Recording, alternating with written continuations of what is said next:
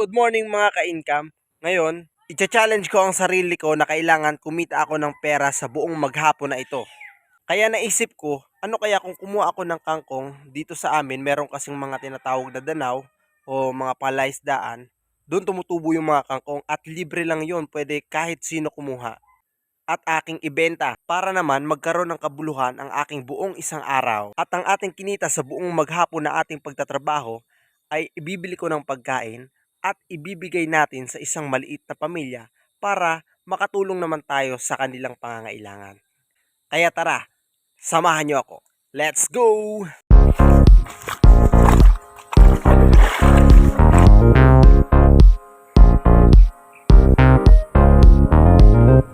So yun guys, nakarating na tayo dito sa ating spot. Yan, nandito yung sinasabi kong mga kangkungan. Yan. Ano, lahat yan ng mga kulay green na yan, kangkong yan. Ayun sabi ko parang danaw. Ayan, yan. Diyan tayo kukuha ng kangkong guys. So yun guys, kukuha na tayo ng kangkong. Ang gamit natin ay gunting at saka itong sako na lalagyan. At naglagay rin pala ako ng ganito, yung tali. Ganyan o, tali. Yan. Ano. Ganyan o. Straw. Protection yan para di tayo madikitan ng linta. Di pumasok sa ano natin. Pumasok yung linta. Kung didikit lang naman yung linta, dito lang sa may baba. Simple lang yung pagkuha guys. Ganito lang o. Ganito lang siya kahaba. Ano, puputulin lang natin dyan. Siyempre yung may talbos. Ganyan o. Halos mapuno ko na tong sako. Yan o. Ng kangkong. Ano. At siya nga pala guys, tatanungin natin dito sila tatay kasi madalas sila dito eh. Kung syempre baka merong mang tututol sa atin na yung ikang ano, di yan kinakain, yan marumi yan dyan. Pero sa totoo lang guys, maliit pa ako na bata, dito na talaga kami. Halos dito ako, dyan sa kangkungan na yan. Madalas ako dyan, namimingwit, kumukuha ng isda. Yan. Sila yung madalas ngayon na pumupunta rito. Tatanungin natin kung kinakain ba itong kangkong na nakatanim dito o hindi. So meron tayong patunay. Dalag guys, tsaka ano, tilapia. Ano. Dalag. Pag dito, ang tawag niya ay ano? Talusog. Talusog. Sa Tagalog, dalag. Oh, yun pa, si kuya, nakakuha pa. Ano? Tilapia. Maganda oh, fresh na fresh guys oh. Tilapia oh. Ano? Pang ulam na. At pa paano? Oh. Kuya, may apot ako sa imo. Kaya syempre, may mga makaimod man sila na video ko. Safe ba nakauno ni nakangkong dide? Safe na safe ini kay puro ini ano, fresh na fresh. Oh, fresh na fresh. Oh, dito nga nakuha ng isda eh. At saka minsan yani may naimod ako na may mga nagkukuro didi kangkong. Sarlan si indadara ha. Oh. Nakaka-income. Yan si kuya ako nagpapatunay na pwede talaga kainin yung kangkong dito. Sa kinuha natin ng kangkong. May ari nito kuya? Wala no? May yung ano, mga datihan. Mga dati pero kahit sino pwede kumuha. Diba? Kung sa probinsya ka talaga, kahit paano, kung wala ka ng pera, kuha ka lang ng kangkong dito. Kaya yung mga, minsan dati, dito rin ako namimingwit, yung mga wala, konti lang yung nakuha na isda. Oh, syempre, kailangan natin kumuha tayo ng kangkong. Pangulam na yaw. Pangulam na yun, kung konti lang isda. Maghanap ako ng spot o malilim na lugar para maripak natin, matalian natin yung mga kangkong natin. Nakakaingal din. Nakakaingal yung ano. Lubog kasi sa putik yung paa mo, yung paa ko. Habang naglalakad, lulubog. Tapos mahirap pugutin. So nakakaano. Hingal. Ay dito, palalim.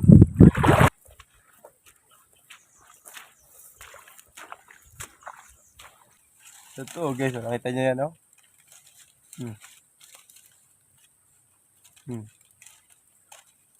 Yan o. Jackpot! Nakuha tayong 2 bayabas. Pwede na yan.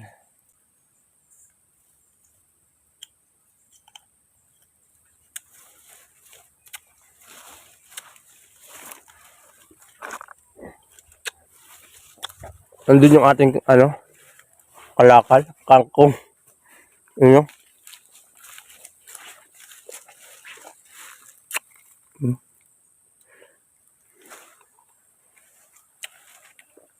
Ngayon, maghahanap ako ng nyog na pwede natin inumin. Habang nagpapahinga tayo dito. Nabot na kasi tayo ng oras na. Mas 12 na. Wala pa tayo nabebenta na kung makakain lang tayo kapag may nabenta na. Pero buti na lang.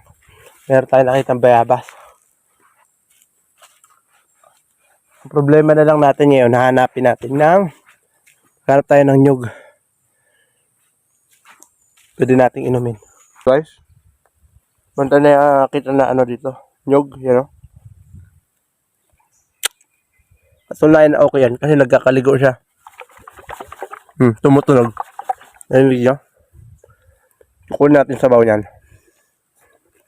Dala ko ng kutsilyo.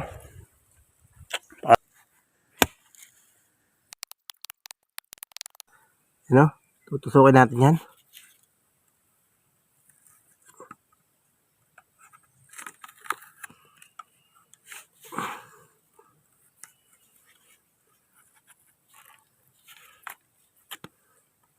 Uy. Yun na. Lumabas na yung katas. Yun. Uy, sayang. Inom na.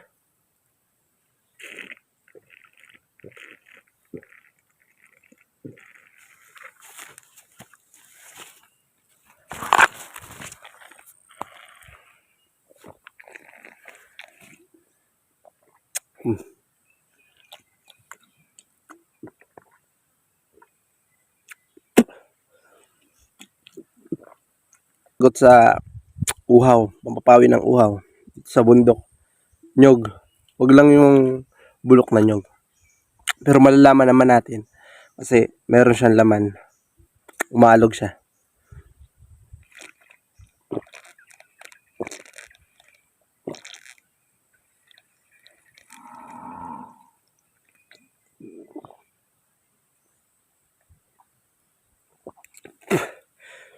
Yun, sarap. Salamat sa Diyos. Pawi ng uhaw na. O yun, diretso na tayo sa ating pagre-repack. Dahil nakakain na tayo ngayon at nakainom ng tubig. Medyo may lakas na naman tayo. So yun, babalikan ko na lang yung aking sako doon sa unahan. At nagpapahinga tayo. Gagawin natin, kuha ko ng anahaw. Tatalian natin ang ating kangkong. So nagdala ako syempre ng straw. Panali. Lang kaya yung gagawa natin. Ibebenta natin siya ng tig 10 pesos lang kada isang bugkos.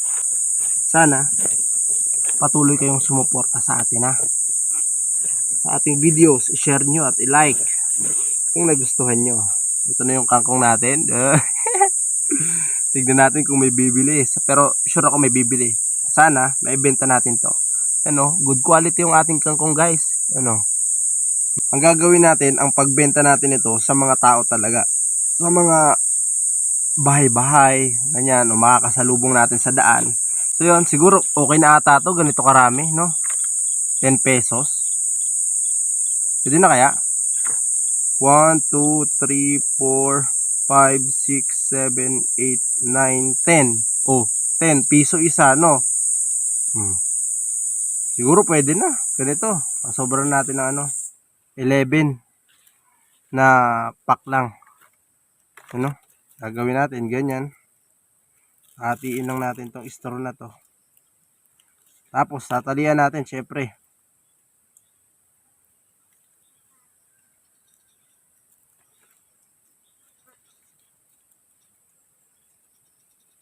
At dapat pantay-pantay. Yan. Gaganyan lang natin pagkakabugkos niyan.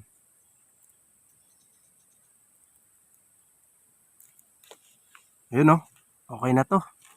10 pesos. Kuya, bili na kayo. 10 pesos lang. Sana maibenta natin to. Yun, gagawa pa tayo nito guys. Let's go. So yun guys, natapos ko na itali o talian ang mga kangkong at ito na sila. Nakabuo tayo ng halos 32 pieces na natalian natin ng mga kangkong. So ito, ibebenta natin to ng 10 pesos kada isa. Sa tingin ko, good na to eh. Oh? Parang katulad na din siya ng sa palengke.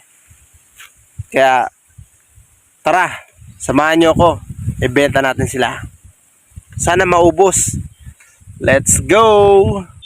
Naghanap ako sa tao na pwedeng bumakal sini para mayroong kita madanunan na tao na ano. Kung ano pagbintahan sini, ihatag taman dito sa tao na nangangaipon. 10 pesos lang tayo. 10 pesos lang. Kung gusto mo niyo.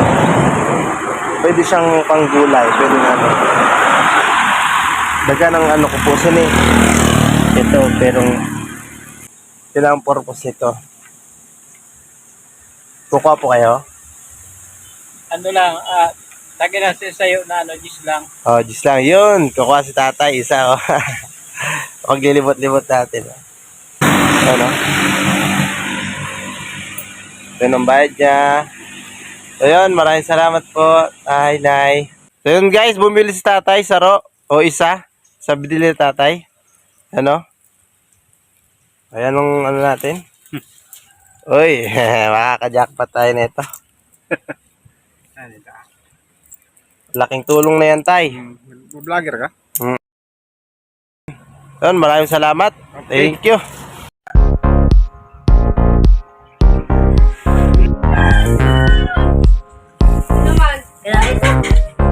Yun o. Hama ka rin si ano. Yun o. Alay na, bata. Yeah. Thank you. Yun o. At siyam na lang na kangkong natali ang ating bibenta. So, tara na. Let's go. Sa atin, dalawa, oh. Ayos! Di ko na ipa-plastic kasi dito na naman. Salamat. Yan, oh. Sariwa. Thank you. Panglagay sa sinigang. Nanay, upat. Yun, no? 4 yung kay nanay. Yeah. Salamat!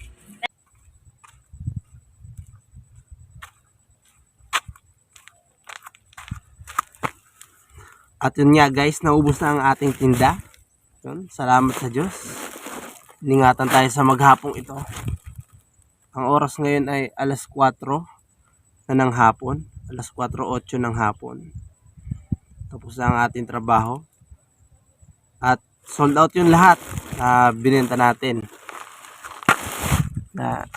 Naubos yung kangkong na ating ibinenta. So ngayon, uwi na tayo.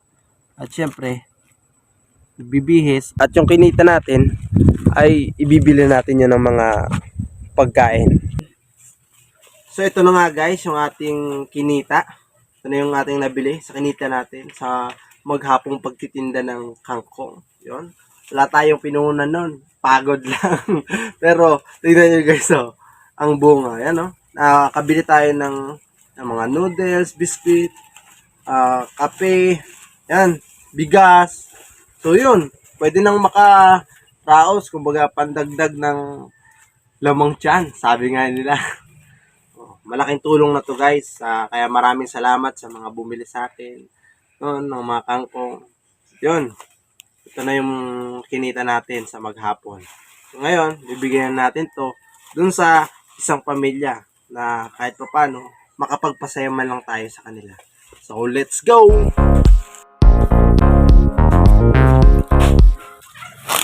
Oh, nay, may ano po kami, oh. Munting ano. Yun, oh. Salamat po sa Diyos. Yun, oh.